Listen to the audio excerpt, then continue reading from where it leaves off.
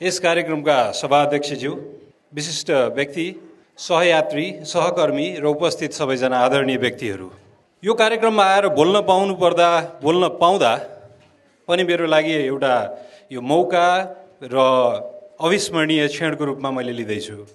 यसको लागि म आयोजकप्रति आभारी छु। मेरो नाम मनिष झा हो।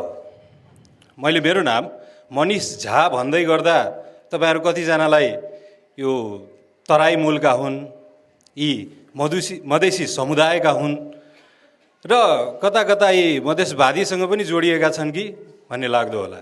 तर त्यो जटिल काम हुन सक्छ तपाईहरूको लागि। म तराई मूलका हुँ, म कुन समुदायको हुँ, कुन दलसँग आबद्ध छु भन्ने कुरा तपाईहरूले खोज्न थाल्नुभयो भने त्यो जटिल हुन्छ। सहज त के हुन्छ भने बुझिदिनुस्, म एउटा नेपाली हुँ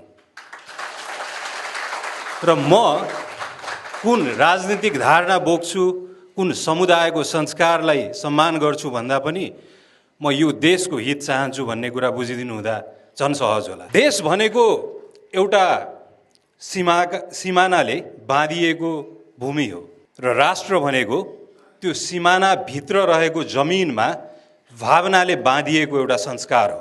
हामी देश त भयौँ, तर हामी अहिलेसम्म राष्ट्र हुन सकेका छैनौँ। तपाईँलाई याद होला, जुन बेलामा हाम्रो छिमेकीले जसले चाहिँ हामीलाई जहिले पनि माया गरेको दाबी गर्छन्, त्यो छिमेकीले नाकाबन्दी लगाउँदै गर्दा हाम्रो राष्ट्रिय फुटबल टोलीले भारतमा गएर उसकै भूमिमा उसैको देशको राष्ट्रिय टोलीलाई हरायो र त्यो हराएपछि हाम्रो कयौँ सहरहरूमा, उपत्यका लगायत कयौँ सहरहरूमा, राजधानीमा एउटा जुलुस निस्कियो। हामी खुसी भयौँ। यस्तै राष्ट्रिय झन्डाहरू लिएर हामी सडकमा निस्कियौँ र हाम्रो देशप्रति र राष्ट्रिय फुटबल टोलीपछि प्रति अझै पनि हामीले गर्व गर्न थाल्यौँ। तर त्यो बेला तराई वा मधेसमा त्यस्तो जुलुस निस्किएन। त्यो किन निस्किएन भने उनीहरूले के भने कि त्यो राष्ट्रिय टोलीमा मैले मेरो प्रतिनिधित्व देखेको छैन, मैले मेरो अनुहार पाएको छैन। त्यो कमजोरीहरू छन्। तर यसो हेरौँ न, हामी कहाँ भएको सबै जात, सबै समुदाय त्यो 11 जनाको टिममा अट्ने सम्भावना छ त? छैन। तर पनि त्यो पाउने वातावरण यो राष्ट्रले बनाउन सकेन, यो देश राज्यले बनाउन सकेन। हामी राष्ट्रियता कहाँ खोज्छौँ? हामी राष्ट्रियता बसन्तपुरमा राष्ट्रिय झन्डा ब्याकग्राउन्डमा राखेर सेल्फी खिचेर खोज्छौँ। हामी दरबार मार्गको पबमा जसो गर जे गर भनेर गीत बज्दै गर्दा त्यहाँ राष्ट्रियता खोज्छौँ। तर आज बिहान भर्खर मैले डाक्टर बाबुराम भट्टराईको ट्विट हेर्दै थिएँ। सुदूरपश्चिममा दसैँ मनाउनको लागि फर्किरहेको नेपालीहरू जसलाई विदेशी सुरक्षाकर्मीले उनीहरूले कमाएर ल्याएको सम्पत्तिहरू लुट्छन् र हाम्रो ती व्यक्तिहरूलाई सुरक्षा गर्नलाई बसेको हाम्रो सुरक्षाकर्मीले पनि केही गर्न सक्दैन र गर्दैन, किनकि हाम्रो राज्यले त्यो आत्मशक्ति दिएको छैन उनीहरूलाई। र त्यहाँ राष्ट्रियता खोइ त? महोत्तरीको एउटा बजारमा बीएफएसको सैनिक आएर उनीहरूलाई कुट्छन् र त्यो बेलामा उनीहरूको मेसिन गनको एगेन्स्टमा हाम्रो लट्ठी लिएर जान्छन् जमातहरू। त्यहाँ म राष्ट्रियता खोज्छु। नवलपरासीमा कयौँ हजार हेक्टर जमिन मिचिएका छन् हाम्रो छिमेकीहरूले र तर पनि उनीहरू जुधिरहेका छन् वर्षौँदेखि। त्यहाँ राष्ट्रियता खोज्छु। र हाम्रो नक्साबाट जब काला पानी हराउन थाल्छ र राज्यले नै त्यो नक्सा छापेर प्रकाशित गर्छ, म राष्ट्रियता त्यहाँ खोज्छु। त्यसैले गर्दाखेरि यो राष्ट्रियता खोज्दै गर्दाखेरि विभिन्न कुराहरू देख्छौँ। हामी देश हो कि हामी राष्ट्रियता हो? राष्ट्र हो हामी। जुन बेला हामी देशको स्वरूप पायौँ, हामीले यो विश्वमा यो सबै भूभागहरूलाई देशको परिचय दिन थाल्यो। हामी 21औँ राष्ट्र हो, 21औँ देश हो जसले हामीले एउटा देशको रूपमा परिचय पायौँ। तर सबै समुदायको, सबै व्यक्तिको, सबै संस्थाको र सबै देशको लजिक अफ एक्जिस्टेन्स भन्छ, उसको अस्तित्वको परिभाषा के हो?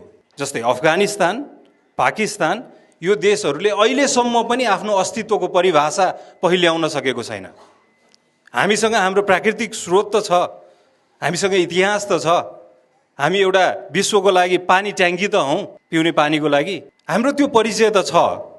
तर हामीले अब त्यति परिचयले पर्याप्त छैन।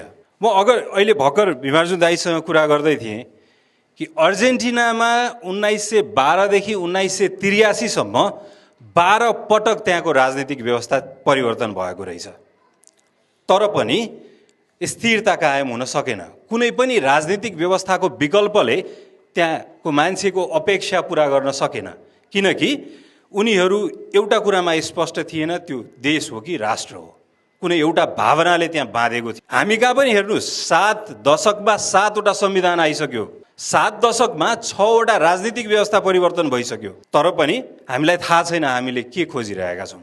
किनकि हामीले नियम त परिवर्तन गऱ्यौँ, संविधान त परिवर्तन गऱ्यौँ, व्यवस्था परिवर्तन गऱ्यौँ, हजारौँ मान्छे पनि मार्यौँ, तर हामी त्यो हाम्रो लजिक अफ एक्जिस्टेन्समै रुमलियौँ। हामी किन अस्तित्वमा छौँ भन्ने कुरा हामी रुमलियौँ। परिवर्तन त्यो बेला मात्र परिवर्तन सफल हुन सक्छ जुन बेला त्यसको संस्कार परिवर्तन हुन्छ। तपाईँ अहिलेको सरकारको संस्कार हेर्दाखेरि लाग्छ कि यो परिवर्तित संस्कार हो? पहिलाकै जुन कुरा हामी बदलिन चाहन्थ्यौँ त्यही कुरा, त्यही संस्कार, त्यही दम्ब। संस्कार भनेको विधि हो, व्यवहार हो, र त्यो विधि र व्यवहारको अभ्यास हो। न यहाँ विधि परिवर्तन भयो, न व्यवहार परिवर्तन भयो, न त्यसको अभ्यास परिवर्तन भयो। 2/3 जनताले दिए, तर त्यही जनतालाई 2/3 दम्ब दिए। त्यसैले गर्दाखेरि हामी यो सधैँ कुनै पनि राष्ट्र बनाउनलाई सबैभन्दा पहिला हामीले 2वटा चिजमा ध्यान दिनुपर्छ। एउटा त्यहाँको जनशक्ति र अर्को पूर्वाधार। र हामी जहिले पनि कहाँ अड्क्यौँ? संविधान। यो संविधान कसरी, यो नयाँ राजनीतिक व्यवस्था कसरी ल्याउने, त्यो कुराहरूमा हामी अड्क्यौँ। यसरी हेर्दै जाँदाखेरि हामी हाम्रो देशको अहिलेको अवस्था, हामी यो अखण्डताको कुरा, विकासको कुरा गर्न किन आवश्यक छ भने ओबामाले पेरिस कन्फरेन्स जहाँ चाहिँ क्लाइमेट चेन्जको कुरा हुँदै थियो 2015 डिसेम्बरमा, त्यहाँ उहाँले भन्नुभएको थियो कि we are the first generation to face the impact of climate change and we are the last generation who has opportunity to control it. हामी पहिलो पुस्ता हौँ जसले वातावरण परिवर्तनको हामीले त्यसको मार खेपिरहेको छौँ, र हामी अन्तिम पुस्ता हौँ जसलाई हामीले अझै नियन्त्रण गर्ने मौका छ जोसँग। त्यस्तै लाग्छ मलाई, यो देशमा हामी पहिलो पुस्ता हौँ जसले विगत 3 दशकदेखि त्यो मार खेपिरहेको छौँ। सङ्क्रमण भन्यो, राजनीतिक परिवर्तन भन्यो, नयाँ संविधान भन्यो, नयाँ व्यवस्था भन्यो, यो एकचोटि पाएको जिन्दगीको मौका अरूको प्रयोगशालामै बित्ने भयो।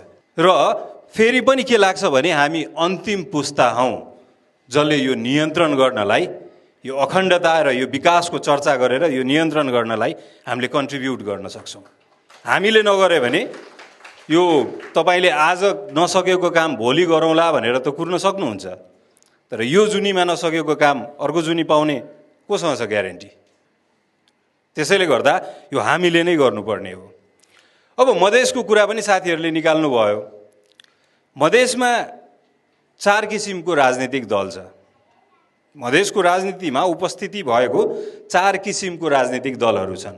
एउटा नेपाली कङ्ग्रेस, एमाले वा नेकपा यस्तो दलहरू जो आफ्नो राष्ट्रिय उपस्थितिको रूपमा त्यो जमातमा पनि छन्। अर्को जो मधेसको हुँ भन्ने त दाबी गर्छ, तर मधेसको हो कि होइन थाहा छैन। त्यो अनुहारमा मधेस खोज्न गाह्रो छ। जस्तै अहिले सरकारमा रहनु भएको उपेन्द्र यादव जस्ता व्यक्तिहरू।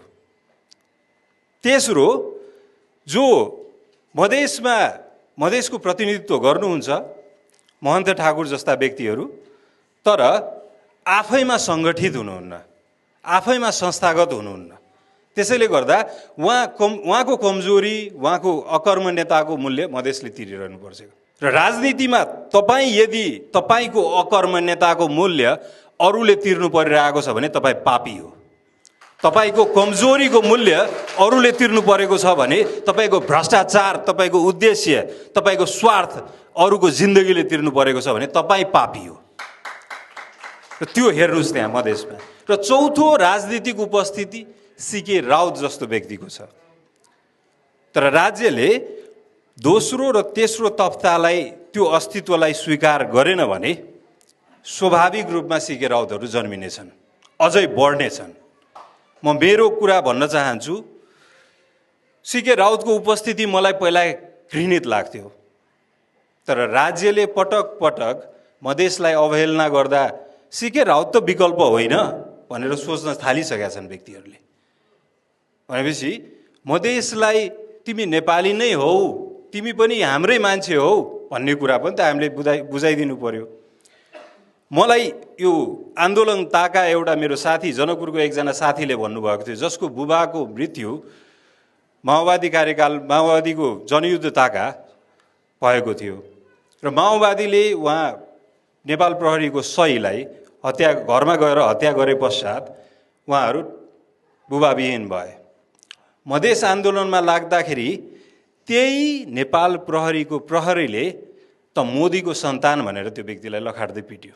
अब उहाँ भन्नुहुन्छ मैले बुबा गुमाएँ यही देशको लागि, त्यही प्रहरी सङ्गठनमा लागेर मेरो बुबा जानुभयो, तर त्यही प्रहरी सङ्गठनले आज मलाई मोदीको सन्तान भन्छ। म मेरो देश खोज्न कहाँ जाउँदा अब भन्नुहुन्छ। त्यो देश, त्यो तराईको व्यक्तिले यो देशलाई ट्याक्स तिर्ने, तर नेता खोज्न बिहार जानुपर्ने के हामीले नेता दिन सक्दैनौँ? होइन। सो राज्यले आफ्नो आफ्नो अस्तित्व, आफ्नो रोल, सबै कुराहरू पनि गर्न पहिले आउन सक्नुपर्छ। हामी ग्रोथ भइरहेको छौँ। सरकार, तपाईँले काठमाडौँको सवारी साधन हेर्न सक्नुहुन्छ नि, सवारी साधनको सङ्ख्या त्यो ग्रोथ हो, त्यो बढिरहेको छ। तर त्यो पिचको स्ट्यान्डर्ड हेर्नुहुन्छ, क्वालिटी, त्यो डेभलपमेन्ट हो। हामी डेभलप भइरहेका छैनौँ। हामी सडकको अवस्था खस्किरहेको छ, तर त्यही सडकमा चढ्ने सवारी साधनको सङ्ख्या बढिरहेको छ भनेपछि हामी ग्रो भइरहेका छौँ, तर हाम्रो स्ट्यान्डर्ड, हाम्रो डेभलपमेन्ट भइरहेको छैन। तर यो देश बनाउनको लागि म पटक पटक साथीहरूलाई भन्ने गर्छु, कुनै एउटा पुस्ताले चाहिँ ओभरटाइम काम गर्नै पर्छ र त्यो पुस्ता आगामी पुस्ता होला, पहिलोको पुस्ताले गरिदिएको भए हुन्थ्यो भन्ने त्यो एक्सक्युजमा नअड्क्यौँ। त्यो पुस्ता हामी हुनुपर्छ। हामी ओभरटाइम काम गरौँ, हामी एक्स्ट्रा मेहनत गरौँ र अब यो देशको डेभलपमेन्टको लागि लागौँ, अखण्डताको लागि लागौँ र विकासको लागि लागौँ। फेरि पनि आयोजकहरूलाई धन्यवाद।